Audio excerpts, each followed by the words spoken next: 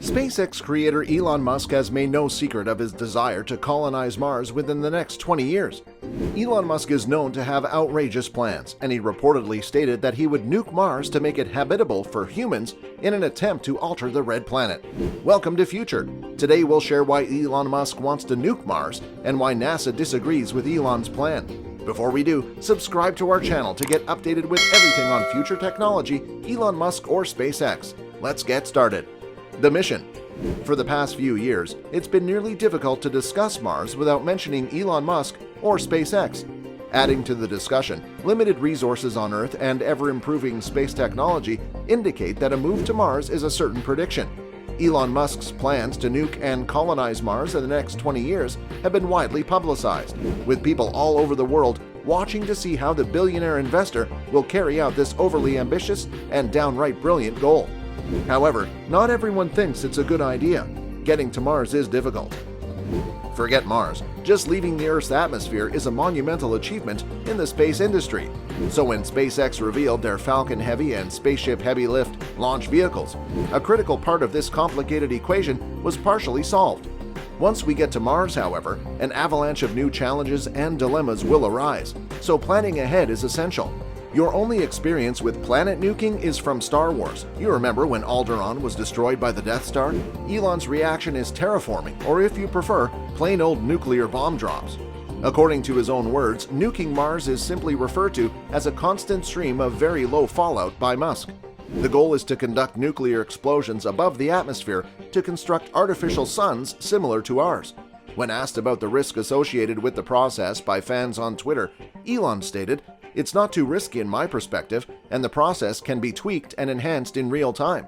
Because Mars is somewhat too far away from the solar system's fusion reactor, the Sun, we must figure out the most efficient technique to transform mass into energy."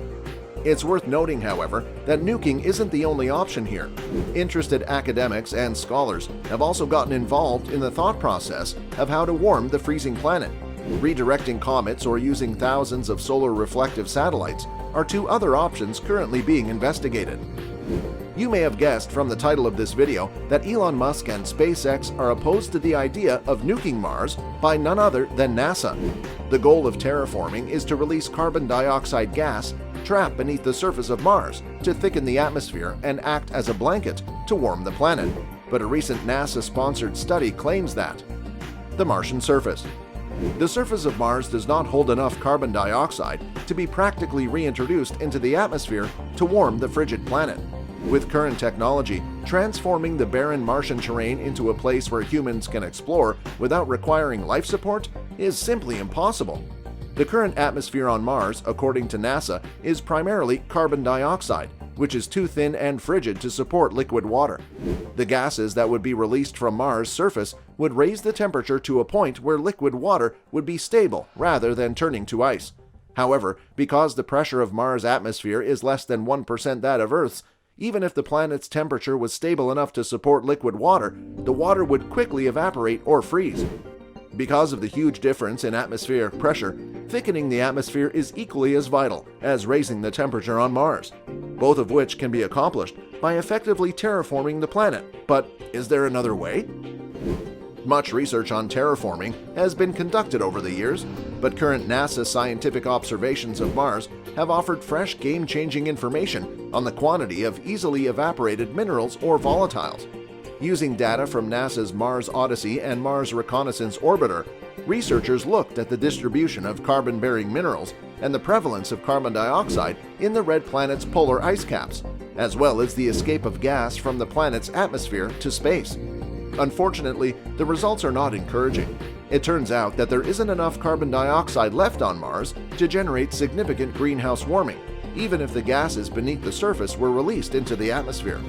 An interesting point about Mars is that there is a lot of water, albeit in ice form, that can be utilized to make water vapor. But studies suggest that water cannot offer considerable warming on its own without significant warming by carbon dioxide, which is sparse on Mars. Some experts have recommended introducing chlorofluorocarbons or other fluorine-based chemicals to raise atmospheric pressure. But this notion has been debunked because these gases are short-lived and would necessitate a large manufacturing factory, which is not a feasible short-term solution. The race to terraform Mars has fast transformed into an intellectual competition.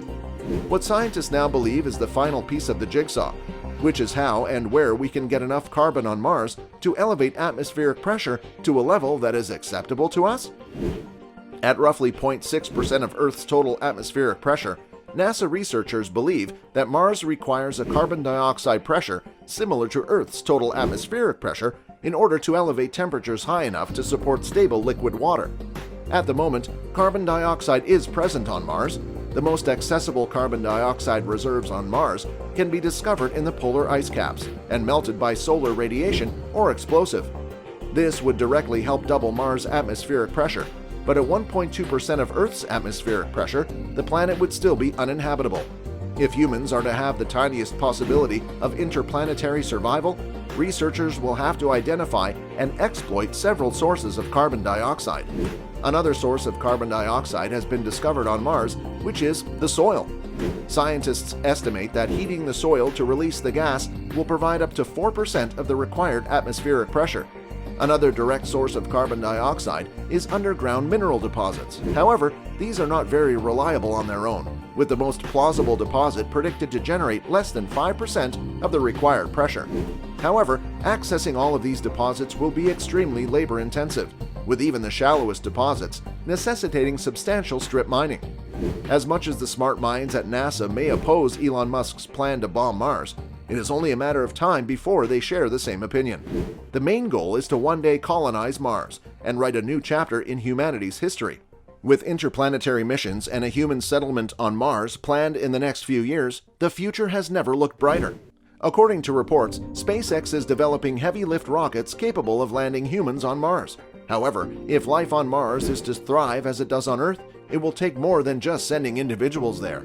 The challenge is, how can we make the red planet habitable in the same way that our blue planet is? Nuke Mars is a term used to describe a continuous stream of low-fallout nuclear fusion explosions above the atmosphere that are also used to produce artificial suns. Mars, like our Sun, would not become radioactive as a result of this. While people have differing opinions, NASA is suspicious about Elon Musk's idea to nuke Mars.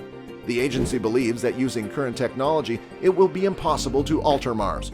According to a NASA press release, the current Martian atmosphere is primarily carbon dioxide and is far too thin and frigid to support liquid water, which is required for life. The atmosphere of Mars has a pressure that is less than 1% that of Earth's. Any liquid water on the surface would evaporate or freeze very rapidly.